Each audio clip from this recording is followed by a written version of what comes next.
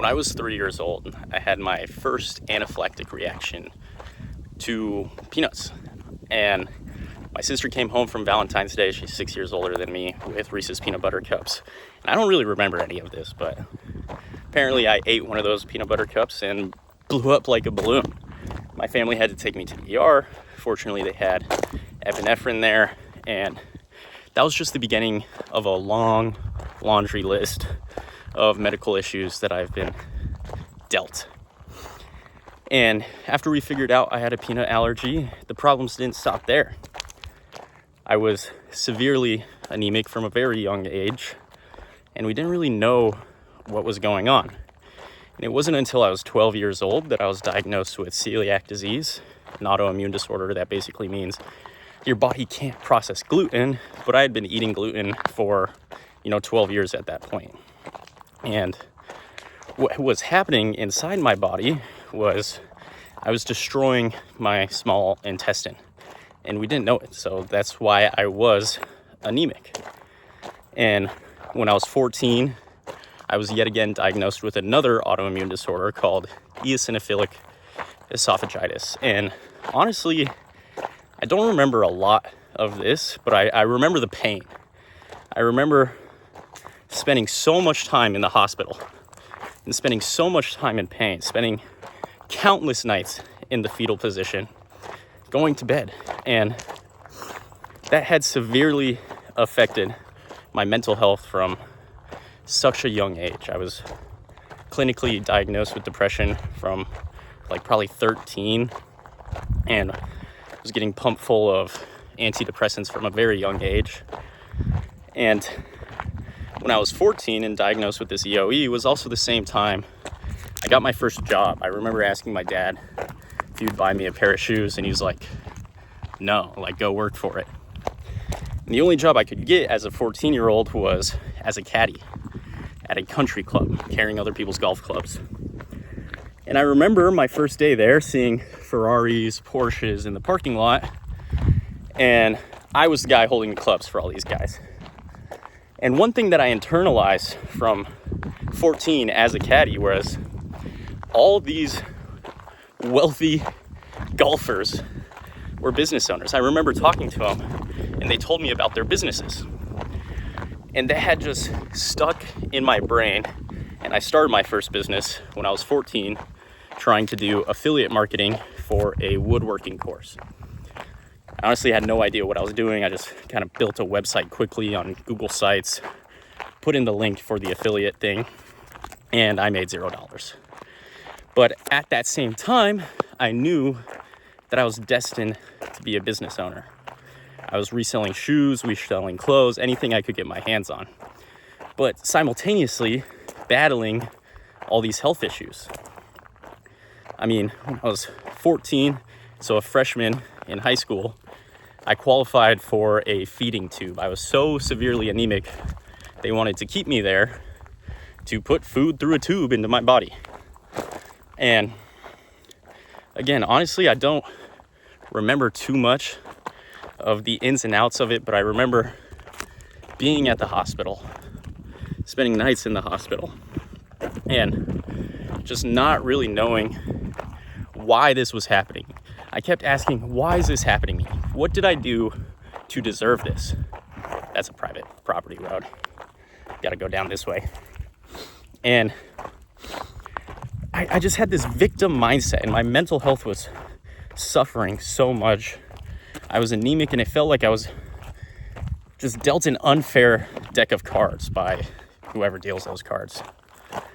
But that adversity is what crafted me into the person I am today. And I can think about those nights and reflect on those nights in the hospital and the pain that I went through, and realize the adversity of achieving my goals now is so much easier than the adversity I had to go through from such a young age. There's no greater pain I've experienced in this game of business that even nearly parallels to the pain of being in the fetal position in my living room, not knowing what's going on with me, and being taken to the ER and spending multiple days on a double dose of morphine and doctors not even knowing what's wrong with me. Eventually, what helped me healed was making dietary changes. And honestly, that's a pretty boring answer, but food is medicine. I'll probably make another video on that. But it wasn't until 18 that I really started healing, you know? But at this point, I already had 4 years of business knowledge. I had been reselling sneakers. I had been day trading with my dad. I had been learning all these different skills. And when I was 18, I got my first job at a gym. And I was at the front desk of a gym that's called Vasa. Maybe some of you guys have gone there before. But when I was 18 was also the time that I graduated from high school, which was during the COVID days. And I remember thinking to myself, like, I don't want to go to college. I don't want to work a corporate 9 to 5. Like, I want to be a business owner. I want to be in charge of my schedule. I don't want people telling me what to do. And when I was working at the gym, I saw that there was personal trainers, and the personal trainers got to make their own schedule.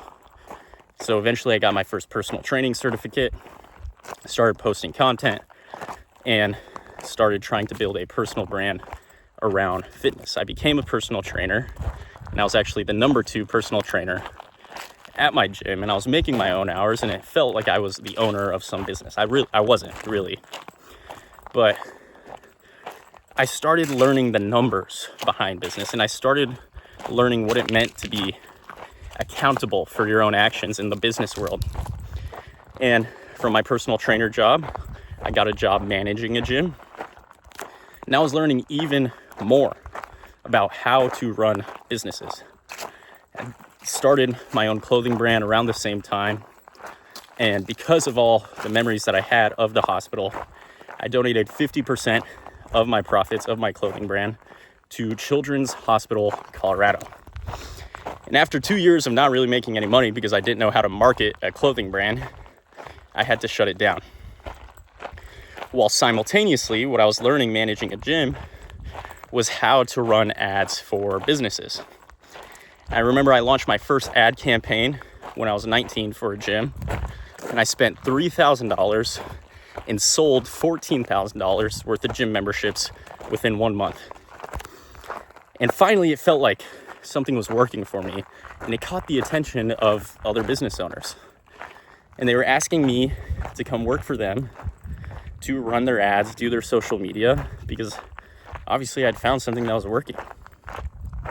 And due to some bad business partnerships that I'll put into another video sometime, but that ended up falling through, and I got fired from that job. And I spent a month trying to figure out, okay, I don't want to go back to work. I don't want to go back to work. I don't want to have a job ever again. What can I do to figure this whole business thing out?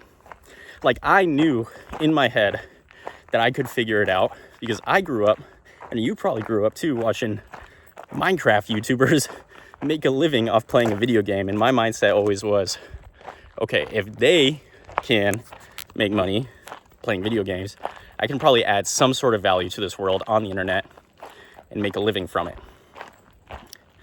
And then I didn't figure it out. Honestly, I had no income for that month, and I couldn't figure out how to make this work. So I applied for another gym job doing what I knew how to do best, which was running gyms. And at this gym job, I got the job, and this time I started running ads for them. And I remember I sold $100,000 worth of personal training in 1 day with my advertising campaign.